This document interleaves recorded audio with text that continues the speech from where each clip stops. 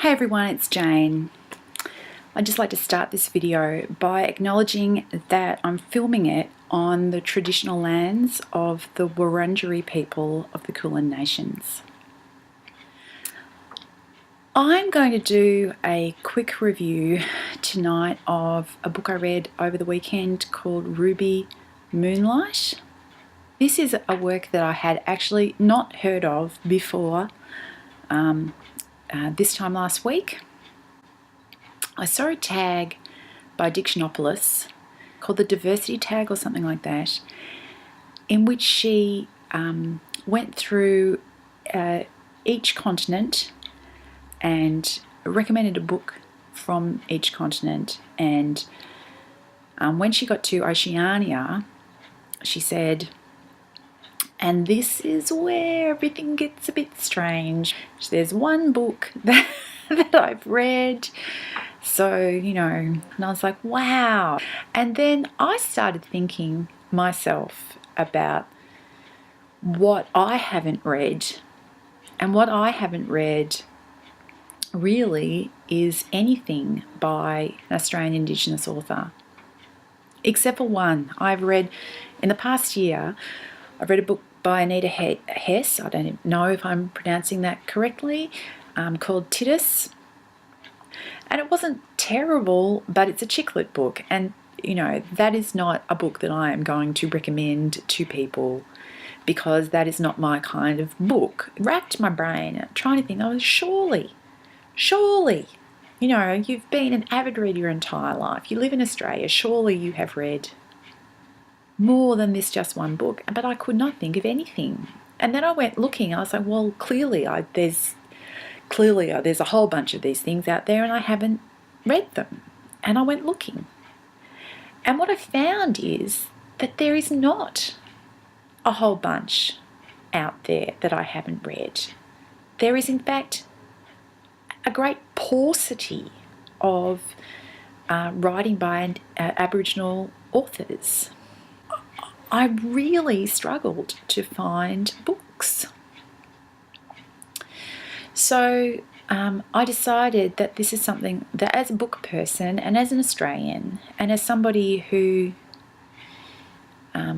is coming to terms with the reality that I benefit from the injustice that was done to another people who were dispossessed from the land that I now live in, that I have some sort of responsibility to go the extra mile to look out these books.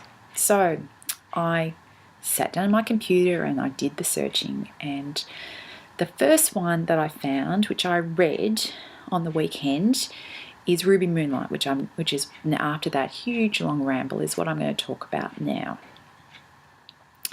It's a beautifully written piece, so I can strongly recommend this. It's short. You could read it in one sitting, so I guess that makes it a novella.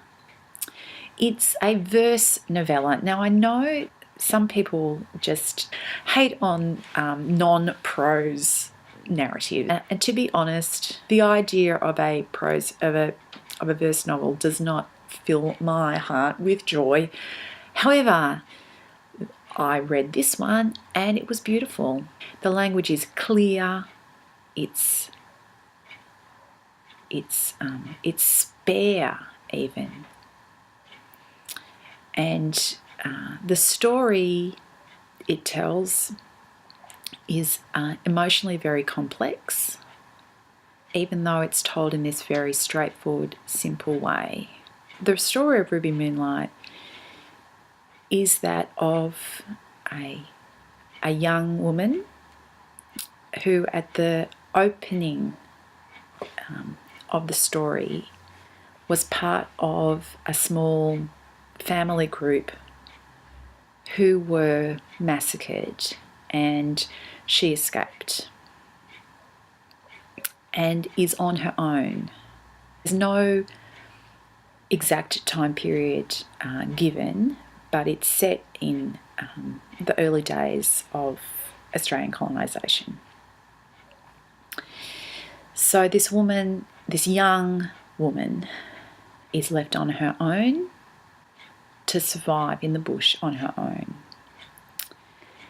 And what happens is that she encounters an Irishman who is also on his own. He's up bush. He's a miner, a largely at this point failed miner who was living in a shack by himself in the bush. And the two of them, despite sharing no language, and despite coming from impossibly different cultures, form a bond. The issue is that the bond that they make is frowned upon by both the colonisers and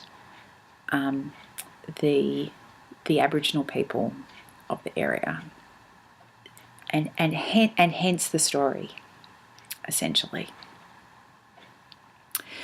So I can't really tell you anything more because, as I said, it's quite a short read, and I don't want to be, spoiling it for you. But can I say that this was absolutely worth my time. I can't imagine I ever would have come across it if I hadn't searched it out. And I searched it out because of the challenge that I got from this video that Dictionopolis made. Ruby Moonlight by Ali Cobby Eckermann.